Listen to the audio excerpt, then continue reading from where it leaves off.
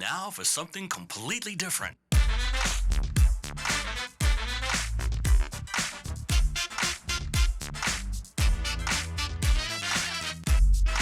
are no safe spaces here. The truth shall make you free. So you want the truth, but can you handle the truth? And what did we learn? Well, here's another fine mess you've gotten us into. The Craig L. Hayes Show. Just thinking, where we talk about everything else. Well, hello, America, family, friends, and listeners all around this planet we call home. This is the Craig L. Hayes Show, Just Thinking, and we are going to start talking about everything else. Today is the 31st of July, 2026. And the subject matter we're going to start today, I'm going to have 3 episodes today, and the first episode is going to be about, I'm going to call it Fauci and 111 felonies. Now, people are probably wondering, 111 felonies, he's not convicted of anything. Yeah, well, let's talk about that. Let's take into really look at a couple of things that we have witnessed over the last week since Anthony Fauci retired from his office at the National Institute of Health, and what he left behind and the debris field he left. We know that we had a hearing just a few days ago in which he invoked his Fifth Amendment right not to say anything for fear of prosecution, etc., etc. And everyone's sitting there saying, yeah, see, this is going to go nowhere. Well, if you're an idiot, if you're a politician, and you don't understand how to use the law, and if you don't understand what a pardon means, because everyone's always basing this on the pardon. Well, a pardon is very important. It's the only holdover we have from England when we broke away from them in 1776. None of the parliamentary crap came with us. None of their laws, none of that stuff came with us, and it got inserted into our federal constitution or into our laws. The only thing that we kept was the pardon power. With them, it was the king. At the time, it was King George. Today, it's with the President of the United States. And we know that Anthony Fauci sought and received just a couple days, I think, before the President Vegetable left office, he got an auto pen pardon. Now, we can talk about, is an auto pen valid? Did Biden actually authorize it? There's so many things we can say about this, but let's not concentrate on that right now. I don't believe he should have received a pardon unless it was in Joe Biden's specific handwriting, not the auto pen. Thousands of people receive pardons from Joe Biden, and they shouldn't have. Do you realize that you're supposed to spend time as President of the United States? You're supposed to review the case. You're supposed to read up on it. Most cases that get signed off on by a president, it takes them between an hour or two up to 8 hours of reading up and investigating a little bit themselves before they can make a decision if the person is worthy of pardons. You're telling me that President Vegetable, who didn't have the IQ enough to say a debate or talk about anything more than 10 seconds, had several hours he devoted to every single pardon that he signed or had authorized to be signed by the auto pen. No, it's unfeasible, and it wouldn't have been able to be done.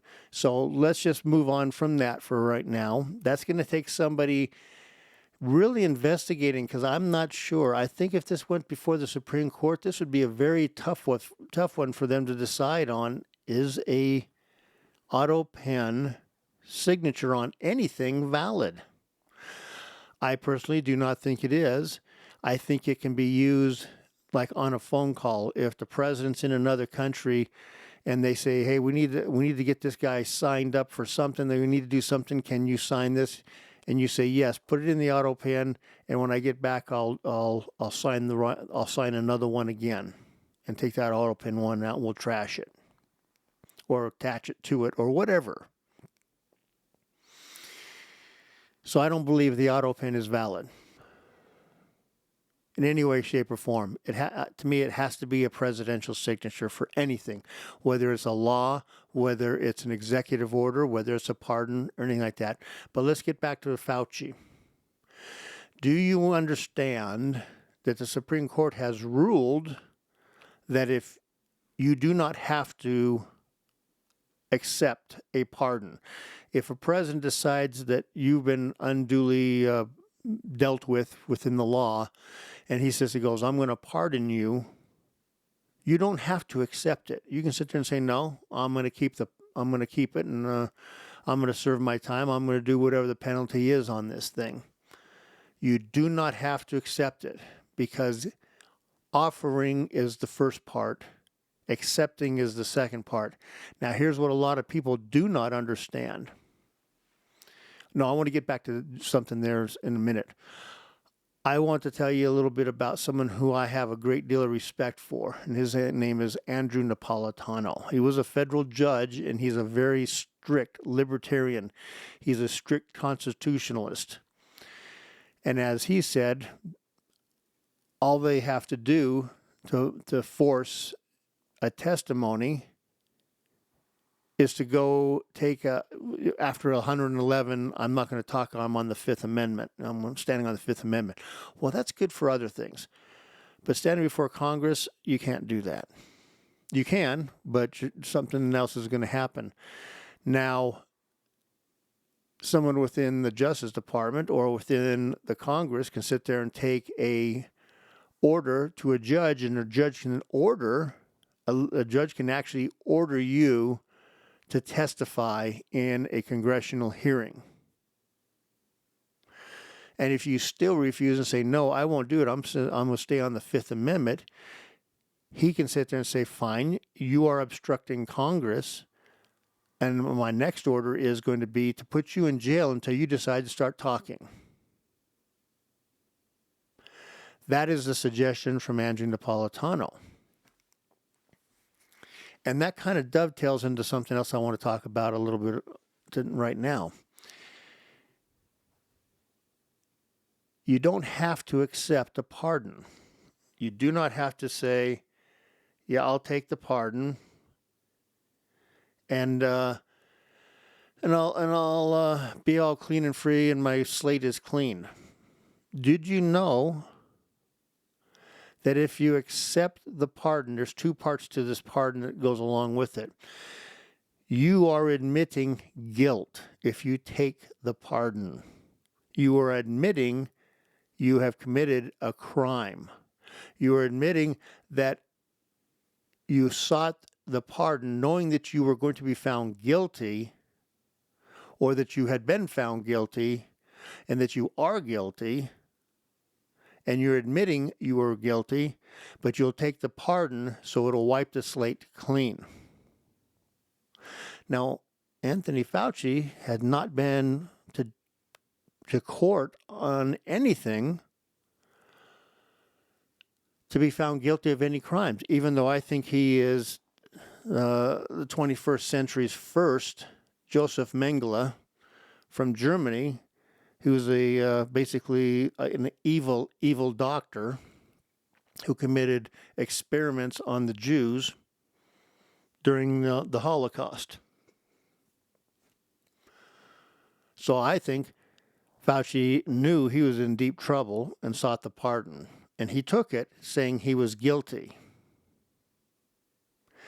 Now, when you do that, and you're called back in to testify in Congress or in court, you have to testify and you have to tell the truth. Because anything from that point on, if you lie, that's perjury, And the next part is going to be lying to Congress. So Anthony Fauci took the Fifth Amendment 111 times. That's 111 felonies he committed because he refused to cooperate with Congress. Even though you are required to, and this is Supreme Court stuff, goes back into the 1900s and such. You are required to testify if you're asked, and you have to tell the truth, because anything you say that's different from what actually was the truth that, okay, we have, in his own words, his work journal. People are calling it a diary. It's not a diary. You know, I realize he's a very feminine man, or male. We want to call him a man. And he probably said, "Dear diary, I long to see these guys here." Whatever, I don't care. Okay? But that work journal, which is property of the United States government, has already testified and shown the crimes that he's committed. All these documents have now shown that all the crimes he's committed. So when you go before Congress, you better admit to everything that you did. You're covered still by your pardon as long as you admit that you did something wrong. But if you lie, if they sit there and go, did you approve any of the funding, or did you send any of the funding, or did you have any of the funding sent through other companies, entities, government agencies, non-government organizations sent to Wuhan to take and fund gain of research? And if you say no, and they have your journal sitting there saying you did, perjury, you're going to jail. You have to sit there and say yes. At this point, we need the truth. We need the truth. I don't really think he's going to go to jail ever unless he perjures himself, unless he commits contempt of Congress. He's already in contempt right now for not answering the questions. His lawyers gave him crappy advice. His lawyers did not explain to him. See, you can have 6 lawyers there, and you can have one that sits there with you and that gets thrown out of court, and the theatrics you get to surround yourself around. But they don't know the law, obviously. They don't understand the constitutional history. They don't understand the Supreme Court has already ruled on this type of a thing. Therefore, you guys need to take and have him brought back in, explain that if he does not testify, that he will go to prison for the rest of his life. Granted, he's 81, 2 years old, so it's not a whole long time anyway. But at this point, he needs to have his lawyer sitting behind him, and every question that's going to be given him, research it to make sure that he understands and have exactly, and this is, discovery, send everything that Congress has, the Senate, to his lawyers and say, here's what he's done. He admits to doing all this stuff. So when he testifies, he better admit he did all these things, or else he's going to prison for lying to Congress and perjury and contempt and all these different things. We are going to put him away for what's left of his miserable, murderous life. So guys, don't sit there and think that this is over. Just have some balls and use the law, use the Supreme Court rulings of the past, and drag him back in front and have him have it explained to him. And you could take it to a judge even, or you could have one of the Supreme Court judges explain it to his people and go, here's how it works.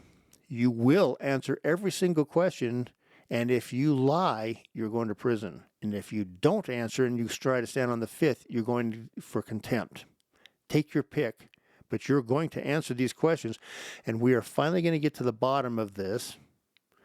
The damage that you caused, Anthony Fauci, with Joe Biden and the Democrats and all the Democrats around the country that destroyed millions and millions of people's lives, their incomes, their businesses, their education, their pensions, everything.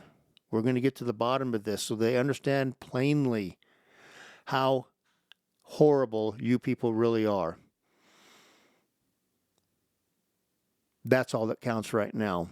The truth has to come out, and if it doesn't come out, then this is still just a continuation and a cover-up of the evils and the murders that these people committed. all for power's sake, all for destroying an election cycle, all for taking and trying to remove somebody from office. This has been something we need to take care of and take care of as soon as possible.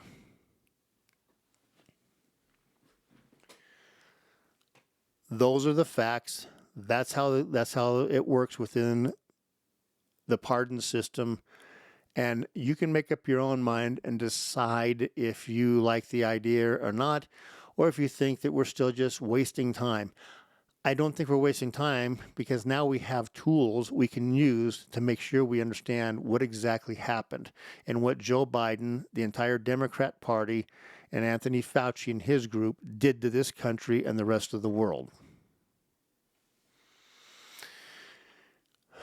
And one of the worst things that ever was happening to this world, our country, which has got the highest technologies in the world in medical and everything else, did you know that our death rate from the COVID-19 was somewhere around a 3,000 mark for every million people that got infected? That's pretty horrible. Now, we'll go to some third world countries. We'll go to Africa. We'll go to other places around the world. And you know what their death rate was? Somewhere between 15 and 115 in other parts of the world per million. We had 20 times at least the number of deaths in this country with the highest technologies, the best medical processes, everything. And why? Well, one thing is because when we found things that actually worked, like, ivermectin, hydroxychloroquine, high doses of vitamin D and zinc, and a couple other things that made it so that the people wouldn't die, it was scoffed at, and Anthony Fauci and the rest of his piece of crap organization and Democrats and the media, let's never forget the media, they're the ones that boosted him, said that none of that's valid. And if you said anything online, you got removed from YouTube, from Facebook, whatever. This is what the other countries were using. This stuff was what they used. And they had 20 times less people dying.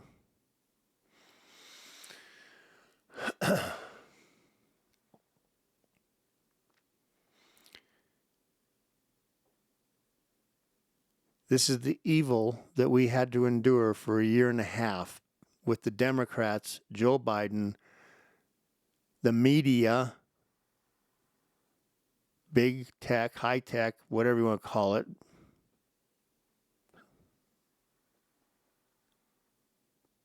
And everyone wants to go, oh, we'll just move on past that. No, let's not move on past it. Let's punish the people that need to be punished, and let's get the truth out there. If the truth leads to people being punished, awesome. But at this point, I think the statute of limitations is pretty well passed on most of this stuff. And I've heard a couple states say they want to start an investigation and they want to do a couple things with the COVID thing with Fauci. Well, you can investigate if you want, but a state has no authority to take and punish a federal officer in the course of their duties.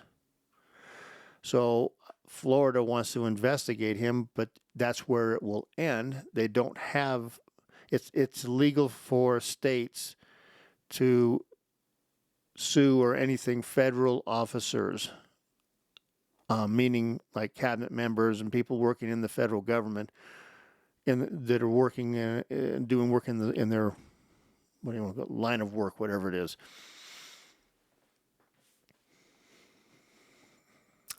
So nothing's going to come of it from the states.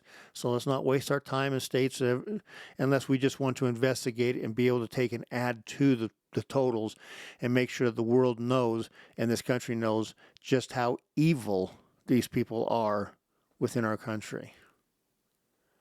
That would not be a waste of time or money. But they can't pursue legal remedies. They can't pursue criminal charges or anything like that on Fauci and the people that worked around him. That's only the federal jurisdiction right there, because they work for the federal government. See, that's the rub of the Constitution and federalism. So anyway, folks, I think that we need to do it. I think we need to work on it as best we can, and I think we need to make sure that hopefully someone within the Senate or the House will put this all together, go to the Justice Department, go to the courts, and sit there and say, this man better testify, or else he needs to have his pardon removed, and we're going to go after him for everything he did, because he can't have it both ways. You can't hide behind a pardon and not have to tell the truth. That's already been ruled on. That's case law. That's Supreme Court case law. So get him in there and make sure that he knows this. His attorneys all know this, but make sure, because I don't want his rights violated. I don't want anybody's rights violated. But make sure he has all the information, so as the questions are coming, his lawyers can read up on what Anthony Fauci had said and tell him, here's what you said, circle it and hand it to him, and then he can repeat it back, or he can sit there and say, what I said back then was a lie. This here is the truth. But he can't hide behind the fifth anymore, people, or else he needs to be prosecuted for lying 111 times to Congress right now. Anywho, let's call that a good for this session, and I'm glad you enjoyed us, or joined us, enjoyed us. Maybe you did enjoy us on this beautiful day here in the Northern Command Center in Enterprise, Utah. It's actually 101 degrees out there, which is really hot for Enterprise. But folks, thank you very much for joining us, and hopefully you'll do a little investigating yourself and learn some of these truths yourself, because the truth is the only thing that counts. Truth has no agenda. Truth doesn't have any emotions. Truth is just truth. If it hurts your feelings, too bad. If you don't like it, too bad. There's nothing that the truth cannot tell you how you should feel. It's just the truth. All right. Until then, I think someone should mosey us on out of here. You've been listening to the Craig L. Hayes Show. Just thinking.